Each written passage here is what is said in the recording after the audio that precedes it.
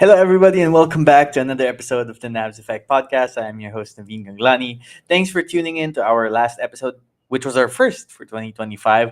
Nico Rocha, a familiar guest of this podcast, came on to discuss Jimmy Butler trade destinations with me. And that was a tough podcast episode to do, obviously, because as a Heat fan, there are a lot of Jimmy memories. But thank you to those who listened to that. No trade has happened yet. We'll see. It's still a developing story.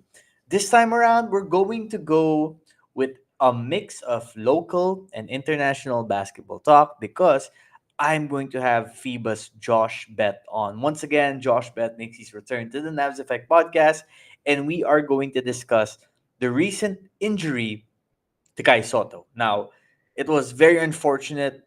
As a matter of fact, when I messaged Josh to do this podcast about Kai, I did so with the idea of talking about his development as of late. I asked him about this before the injury because I noticed, and I'm sure many of you did, that Kai had been playing so much better as of late in the Japan B League. And well, now he's going to be out for a while. But still, I think there's a bright future there. And we're going to unpack that. So we're going to have Josh on this podcast shortly from now. Do not go anywhere. We will have him on the stage and we will begin our discussion. This is the Navs Effect Podcast.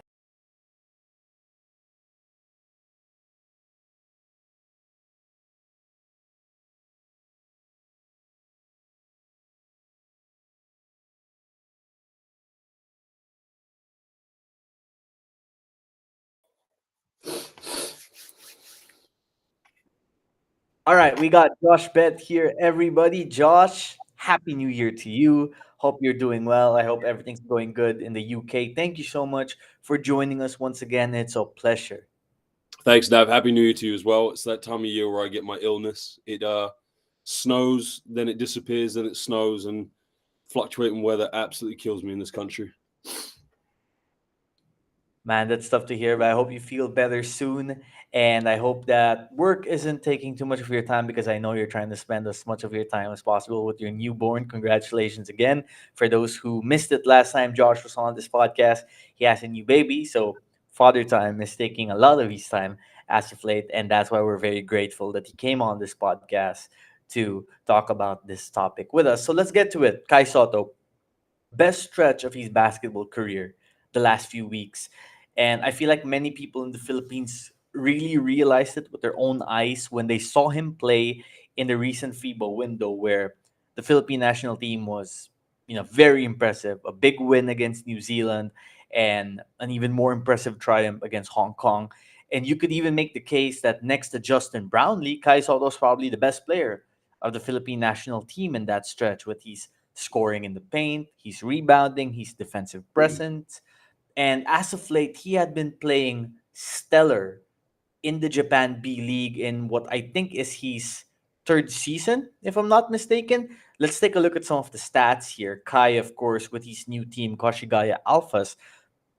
The last few games before the injury, 20 points, 4 rebounds, 3 assists right here. Before that, 2 straight double doubles, 18 and 10, 16 and 14, 18 and 12, 8, 4, and 2.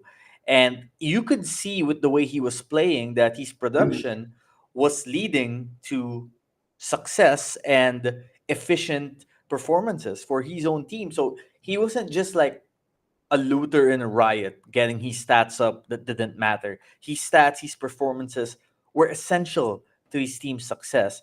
And of course, his loss, which will take him out, I believe, for the rest of the B League season with the ruptured ACL, it's going to affect his team, but also it's going to put a temporary pause on the development of his basketball career, which comes at an absolutely terrible time because, like I said, he had been playing his best basketball as of late. What are your overall thoughts first, Josh? Let's start with that on this really devastating injury to one of the promising young standouts in Philippine basketball. Yeah, I mean, it's in terms of a team aspect, it's a very complicated one because I like what TC's done with his team, Tim Cone. You've got a blend of, as I've said in the last podcast, you've not only just got players from the PBA, you've got players from, the likes of Kevin Kimball from the university system, you got B League players, and you got PBA players. And Cohn's been able to be the assistant coach prior to see what talent, is available and evaluate this and try to put it together. The loss of Kai is big, but you still have the likes of Jamal Fajardo, arguably the best player in the history of the PBA. And you've also got the stellar go-to player in Justin Brownlee. So for the next window, having already qualified for the FIBA Asia Cup, there won't be too much to concern. In Kai's respect, it's just about getting healthy for the FIBA Asia Cup, because when was the last time Gilas won the FIBA Asia Cup? Was it 1975 or 85? I can't remember when they last won it. They won it in Kuala Lumpur, Malaysia. My thing is having, been close to, working in international basketball for 9 years. You're only remembered through greatness. And this applies to everybody. So the value of the FIBA Asia Cup has become so high now. It's so competitive. This is possibly the most competitive FIBA Asia Cup we're heading into this summer. For a long stretch, China had dominated from the 70s right to the 90s, where, nobody could get close to them. I think Korea won it in 1997. And then obviously Iran won 3 FIBA Asia Cups. But there's a bigger threat now. You've got Australia. You've got New Zealand. You've got Japan. Korea will still be in the mix. And I think this Philippine national team, with a healthy Kai Sotto, should really aim to win the FIBA Asia Cup. There shouldn't be any other lower expectations. It's a case of, 20, 30 years from now, you want the next generation of Filipino basketball players to be inspired by the fact that, listen, we're not just a team that makes it to the FIBA Basketball Cup. We're there to compete. But we want to know that we dominate our region. So Kai must get healthy for this summer. At the same time, this team still has to remain intact. They got to remain together. I think it's very possible with this squad, with a healthy Kai, that they're a contender, no doubt. We saw that. They played New Zealand at home. Very good game. Very great game to watch against a very good team. Who's to say they can't do the same against a strong Australia team? That's my expectations for Gilas. But Kai's got to get healthy, as you said. Healthy is right. And by the way, the FIBA Asia Cup is set to take place in Jeddah, Saudi Arabia from August 5 to August 17. The Philippines, of course, has qualified already for the tournament because of their impressive showing last time around when they hosted, like we mentioned, New Zealand and Hong Kong here in the Philippines at the Mall of Asia Arena. I was there at the arena. The energy was palpable. It was contagious. It was exciting. And one of the reasons why this is just such a whimper as well was because I felt like we were coming off the best feeling with regards to the Philippine national team in a long, long time. Of course, we had their impressive performance in the OQT in Latvia, where they almost actually made it all the way, much to the surprise of everybody. And then they beat, a really good team in New Zealand who was shooting lights out. And one of the reasons why they beat New Zealand, now Hong Kong was an assumed victory. We talked about that as well.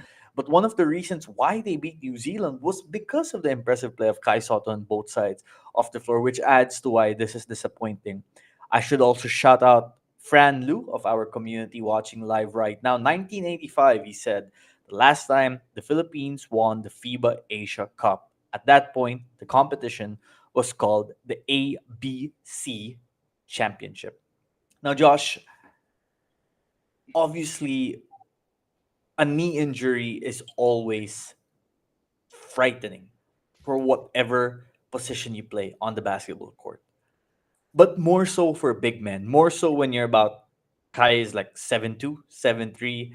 And there have been reports in the past that his core strength has been an area that he needs to work on and develop. But it's always the knees that you're worried about when it comes to big men. Now, maybe part of that is concern over the years of watching basketball players, regardless of the league, whether here in the Philippines or somewhere in Asia, or even the NBA standouts, the big guys who have suffered through knee injuries. I mean, I'm sure many people remember Ralph Sampson, Yao Ming. I mean, just to name a few. And Kai's only 22. And to be fair, we're at a time now where medical recovery and technology and research, I feel like the recovery, especially for knee operations, it's the best it's ever been in basketball. I mean, compared to like maybe the 70s or 80s, where some people considered tearing your ACL or an ACL injury the exclamation point at the ending of your career. At this point now, you see guys coming back from major injuries and being as impactful as they were before the injury. So as Kai is about to embark on this challenging journey of his career, a challenging part of his career. Do you have any concerns that when he comes back from the injury, he might not be the guy that we had seen the last few months in FIBA competition and also in the B League? Two things on that. No, and I'll explain why. Number one, you look at Kai; he's not a heavy set. He's not carrying a lot of bulky weight. That's gonna, when he does come back, he's gonna have to to try and relieve that pain. You know, when players get injured and they're quite stocky, quite muscular, quite built. Not only are you trying to bounce back from the injury, but you're whether it's your ACL or MCL or whatever, your body's then got to manage how to maintain that pressure against it. So I think he's very lean. He's quite a tall slim center that's very agile. So from that aspect, I'm sure he'll get the recovery. As you mentioned, modern day technology. I mean, we don't really know the extent of the injury. I remember reading about it last night, and I think one news report said Justin Brownlee played it down. So we won't know until either he goes through a surgery or whatever. But the second thing is Kai Sotto. I don't know him personally. I did bump into him at the FIBA Basketball Cup in Manila. I didn't actually speak to him, but I would say he's a very resilient, tough son of a gun. Because from the day he stepped onto the national stage with the youth team, the Batangilas, there was so much pressure on him to make it to the NBA, and there still is that pressure. And even if you watch his B League games, there are people that just go into the live chat just to ready to abuse him because they have way too much time on their hand, and there's an abundance of people that make up some very interesting synonyms to his name. I won't repeat some of them. Keyboard warriors, keyboard Yeah, warriors. but there's like possibly the most PG rated nickname he gets is Kai Sotto, which is far from the truth. So when you are that young and you're playing at such an elite level, and you have so many people ready just to ridicule you, knowing that they haven't watched you play, they don't regularly see what you do, it takes a lot of mental determination and strength to really play through that. And he's done that. So I think if you're able to deal with that kind of pressure, it kind of prepares you to deal with the next challenge at hand. You've got this injury, you've got to fight through coming back, you've got to recover, then you got to spend a lot of lonely time in the weight room doing, whatever it is, squats, strength things, suppleness, whatever it is. So I think he will be fine. I think he's used to this. And let's not forget, he's a professional basketball player for a reason. He's not just there because he's tall. He's really had to work hard to get where he is. So, but at the end of the day, we won't know until we know what the extent of his injury is.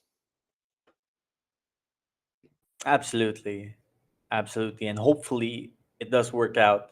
I do have faith in modern medicine, and I feel like he will put in the work because once you've tasted some success, especially efficient play on the court, you want to get back to that. Now, one of the secrets is you can't rush, right? You can't rush through the recovery. You can't rush through the rehab. We've seen players try to come back before they're 100% healed, and it ends up doing more harm than good. And in addition to the physical recovery, from my time as a reporter talking to players, they always say, oh, yeah, at first you think about the physical aspect of it. You think about, the hours of rehab you have to do, the hours of working out you have to do, but you're not working out so you can be better in the actual game. You're working out and you're not going to play in the game. You're working out to recover. But it's also the mental fatigue of it all, the thinking, the thoughts.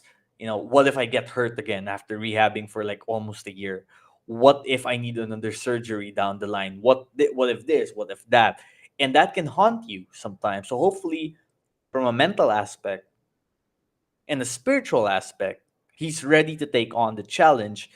And the best thing I can say is, as he takes on this challenge, hopefully he has the right people around him. Now, where is he going to rehab? Whether that's in Japan or somewhere else, I think that remains to be seen.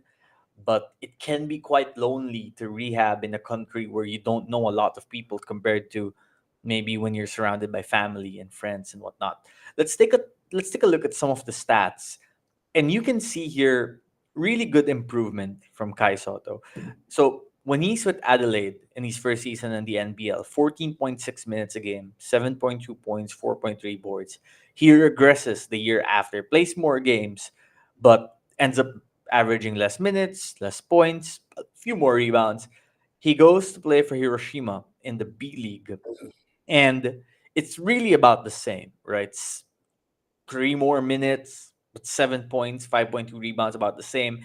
And then you start seeing the improvement with Yokohama the year after. He starts earning more minutes, 20.3.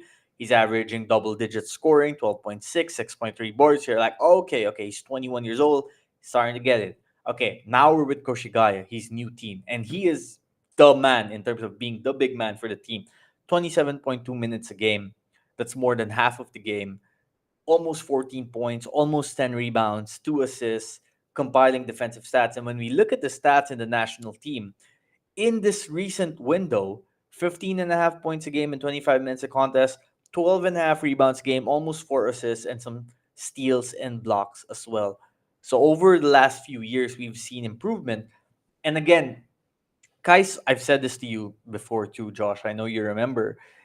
Kai has just been in the limelight, the spotlight, the center of attention since he was like 14, 15 years old. That at this point, when you find out he's only 22, it comes as a bit of a surprise because we've talked about him for so long. It almost feels like he's a veteran because of how long we've talked about him. But he's 22, which means he is about 6, 7 years away from being at the apex where his mental and physical peak hit each other, which gives me some optimism moving forward that he can recover in time from this injury and still live up to that potential we started seeing the last few weeks.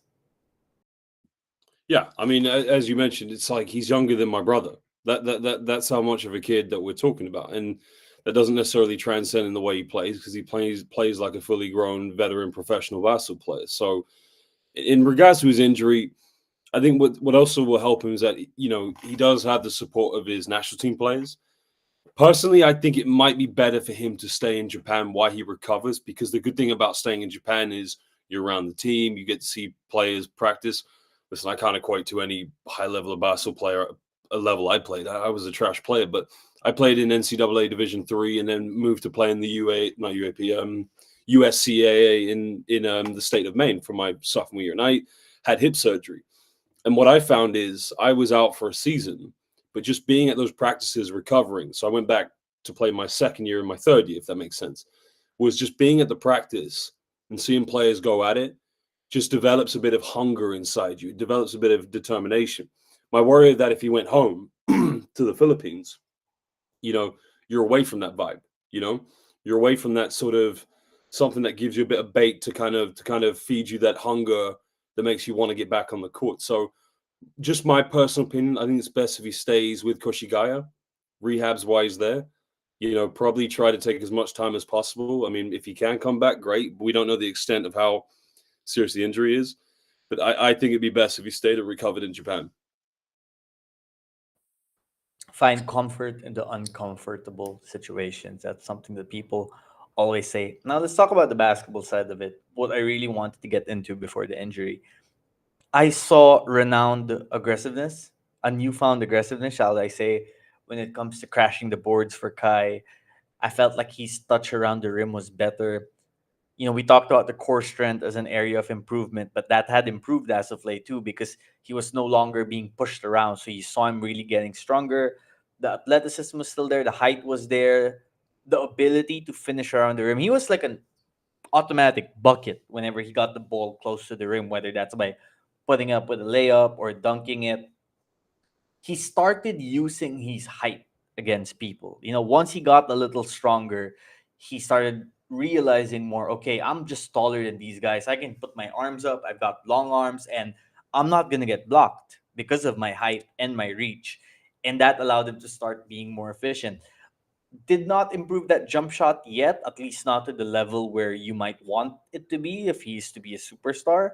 But you saw glimpses of the jump shot, you saw glimpses of some footwork, you saw glimpses of post fundamentals from time to time, and you saw some improvement on the defensive side of the floor too. Now the pick and roll, moving his feet, lateral quickness, I just don't think he can ever be elite at that level because his feet just doesn't move. He's not mobile enough to, he won't be able to switch out to an NBA level point guard and contain him. And that's what you need your big men to do nowadays if you want to play at the highest level of basketball.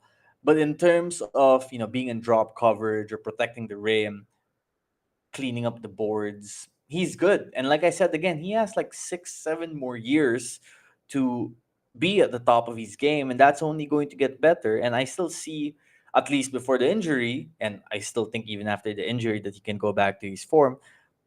We were seeing what, like a tease of what the final product could be, and the final product could be someone who is at times possibly unstoppable on the basketball court. Do you agree? Yeah, and to add to that, the game of basketball is always evolving. You listen to the critics today on the NBA. I mean, I listen to a lot of podcasts on from the likes of Shaquille O'Neal, John Stockton, and Charles Barkley to some extent. They have their thoughts on where the current game is. I think it was only a couple of weeks ago, the Boston Celtics, whoever they played against, they shot a record amount of 3-point attempts ever in the history of the NBA. So who's to say within that time when, as you mentioned, when he meets his prime, that the NBA does slow down a little bit. Maybe the game does change, because all it takes is for one team to pick up momentum on a new style of play that could bring back the old style of a foundation center, which is back to the basket post up. I still strongly believe at some point he will make that NBA debut. And that's not necessarily down to the NBA wanting to explore a bigger market, like obviously as the Memphis Grizzlies are doing with Yuki Kawamura. In respect to Kawamura, he's earned his right to be there. I think Kai Sotto will earn his right eventually to be there as well. It's just a matter of, where his career progresses. But I'll always maintain, I think he will get to that level one day. So you talked about maybe a change of style. I mean, maybe one day an NBA team will put out a 5-man unit with guys at least 6'9", 6'10", and then the demand for big men who are skilled ends up being more, and that way Kai can earn his ticket.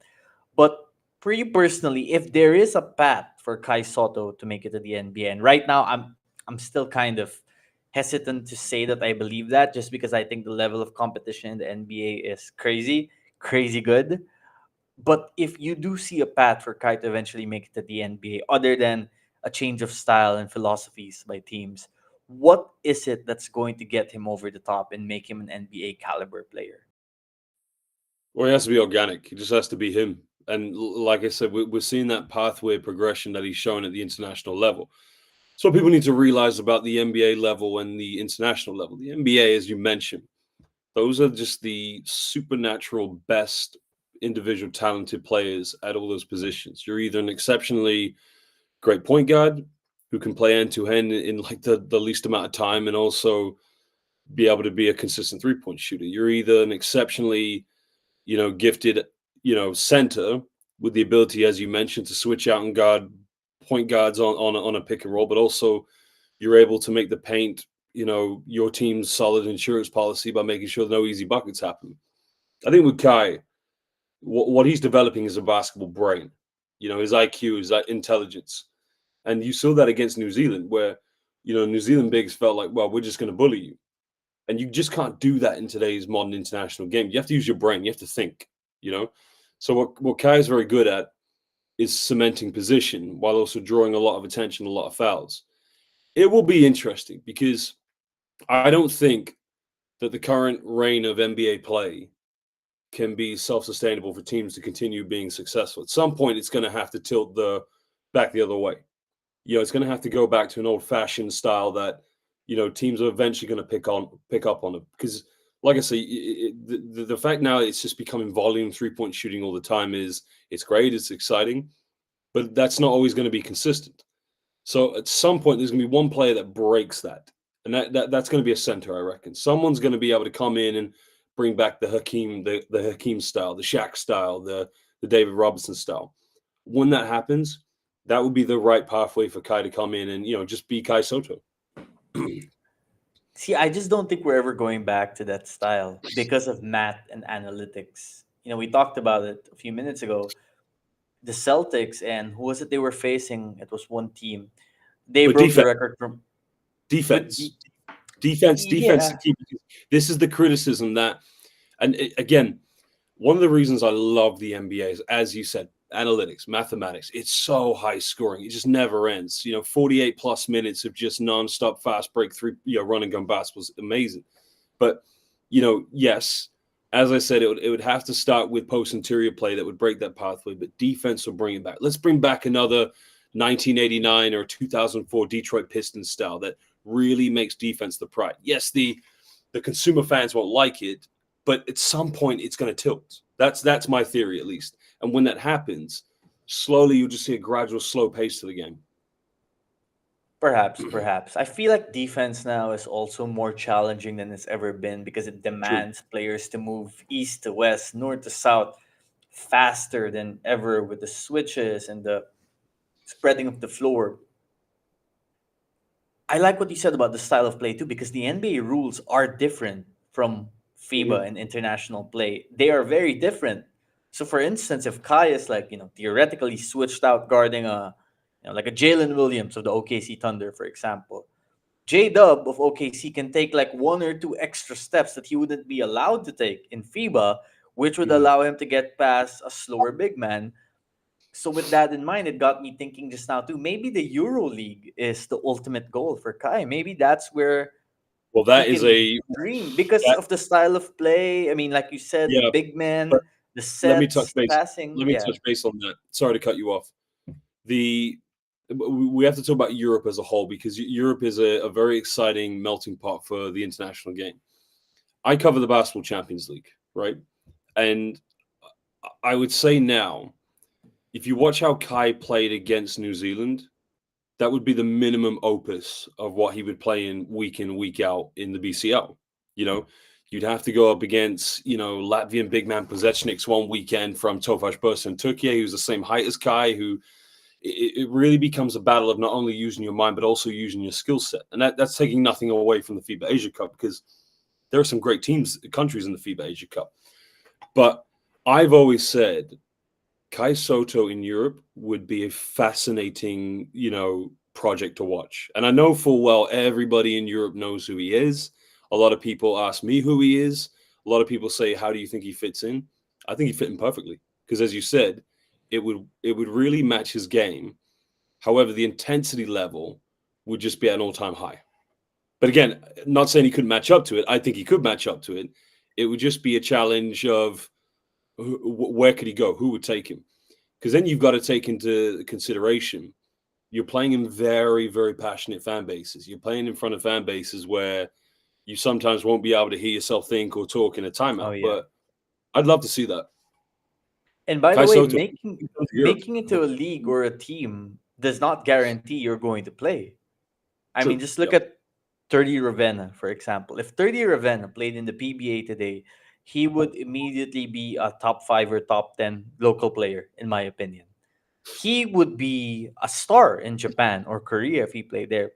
And right now for Dubai BC, the newly formed team, he's not getting run, right? And for some players sometimes, Josh, I'm not sure if you feel this way too, but this has been explained to me by coaches, by scouts, by agents, and by the players themselves. For example, they're like, everyone says, okay, I should go to America or I should go abroad and develop there as a player. But are you actually developing as a player if you're riding the bench? Are you better off with your development getting playing time, being a big fish in a small pond rather than riding the bench and, you know, getting your runs only in practices as a small fish in a bigger pond? So that's something that players have to consider as well because yes, some people can develop simply in practices, but some people need game time, actual game time to fully develop as basketball players. And you don't always get that abroad. However, ultimately, I do want to see Kai go to a European nation or team. If there was one European country you think would be great for him and his development as a basketball player, where do you think it is? Oof, you're going to get me into trouble now. Um, that's a tough one. Any answer I give, I know my phone's going to go off probably in a few days' time asking why I didn't say their country. I mean, ideally, to try and put this as diplomatically appropriate as possible without upsetting anybody, it'd have to be a team that's playing continent, a country where the team is playing continental. So, as mentioned, you have the competitions in Europe. You have the Basketball Champions League. You have the FIBA Europe Cup, and then you also have the likes of the other two competitions as well. So, if he's playing in any country where the club is the best in their domestic league or one of the best, but they're also featuring in those midweek competitions, that's ideally where you'd want him to be, because then not only is he playing in the certain country he's based in, he's also playing against teams, clubs from countries like Spain, France, Serbia, Greece, Turkey. So it's a very exciting landscape. And I'm just reading the comments right now where people are saying FIBA basketball is definitely more entertaining. I would agree with that because, like you, Nav, you're a Miami Heat fan, aren't you? Well, I'm an Orlando Magic fan, and I grew up just loving. I'm a devastated Miami Heat fan right now. Oh, I haven't really read into that. I just keep seeing things on socials, but that's a shitstorm in itself. But it wasn't until I was playing for my national team, the English national team, in the summer of 2006, and I became the last player on the bench. Became very frustrated, like wasn't good. But then I remember going home after the European B Division Championship and just watching the FIBA World Cup in Japan. And Greece defeated the USA in the semifinals. And that Greek national team didn't have a single NBA player that took down LeBron James, Carmelo Anthony, Dwayne Dwayne Wade, Wade. Chris Paul as well. And without any knowledge of European basketball, my mindset is like, what the fuck is going on? Like, wow. So, and what was lucky for me is my dad was commentating for FIBA at that time, also commentating the EuroLeague at that time. So I would follow him to the studios just to watch international basketball. And since then, I became obsessed and in love with the European game. That following summer, Dad went to Tokushima, Japan to commentate the FIBA Asia Championship when Iran first won. It's like basketball existed outside the NBA, and the games are slightly smaller. They're 40 minutes, not 48 minutes. And, there's less about the individual, and it's more of a collective team play. So it's a very, very exciting landscape to watch, the international game. But going back to Kai, again, if you're talking about what's best for him, it would. I mean, obviously he's in a good situation now with the B League. I mean, I don't imagine he'll leave the B League anytime because it's the most progressive and professional league currently going in the world. However, if he was to flirt with that European dream, you would probably look at placing him in somewhere like Spain, France, because those countries, they all have multiple teams that compete at a continental level. That's not taking anything away from the other countries because you got the big teams in Greece, big teams in Turkey, big teams in Serbia as well. It would be a fascinating project to watch him play in Europe. Absolutely. And again, we wish the best for Kai. And look, even if he establishes an outstanding career in the Japan B League, that's still pretty damn good because the competition in the B League is very good. And we have some of the best Filipino basketball players there right now. And we're excited to see who else might be going there soon enough. And look, even Korea. Korea is SJB Langel is an MVP candidate right now in the KBL, which is insane to think about. Kevin Kimbao is going to be there soon. JD Kagulangan is going to be there soon. Carl Tamayo is already playing really good. So, Javi, Juan, the Gomsiliano brothers are there. So there's a lot of talent to go around. And hopefully Kai, like we said, will recover in time and continue to develop as a basketball player, in part also so that we can see how good he is wearing the Philippine jersey. Josh, thanks so much for joining, man. Appreciate it. You got anything coming up? BCL. Next FIBA window coming up at the end of next month, and then after that, the family and me we're going to Vietnam for 8 months. Well, Oh yeah, you mentioned you might come here, right? it depends on a few things. We're going to Da Nang to be with my wife's family. Obviously, they want to see their granddaughter, and I'll be there definitely from the end of February after the FIBA window right up until about early July. Then I've got to return because I don't know what my current situation will be this summer. And then when the summer's finally up with all the tournaments going on, then I'll probably head back out until October. So it's I'm looking forward to leaving the cold and the congested roads of the UK to the sunny beach of Da Nang. That's what I'm going to be. That's what I'll be looking forward to. You'll see me at the beach every day. Not Be topless. careful. You'll see me with clothes on though, that's for sure.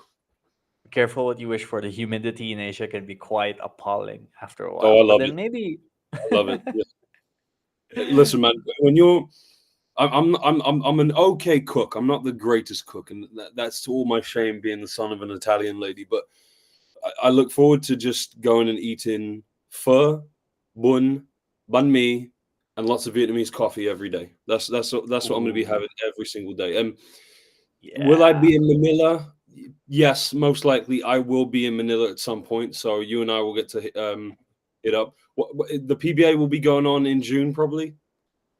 Who knows? They they come up with their calendar on the spot, but there should be some games. And while you're here, we'll organize a get together with the community of this podcast, those who have listened to you, and I'm sure a lot of diehard basketball fans would love to gather around, eat some liempo, eat some adobo, eat some halo halo, and just talk about who might be the goat of the PBA. That'll be a lot of fun for sure. Can I just put in a missing report for somebody? Someone's gone missing, by the way.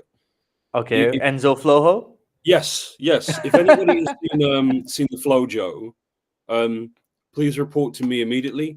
Look in every single lost and found that you can find in Manila because he is nowhere to be seen at the moment. If and Flojo, if you are listening, Enzo, I'm only playing with you. Shout out to my guy Enzo and tell him I'll be seeing him when I'm in Manila as well. So Fantastic, fantastic. Well, it's been a pleasure, Josh. Thanks a lot. Best of luck with the fatherhood duties, and I'll talk to you soon. thanks, bro. Speak soon. Bye bye.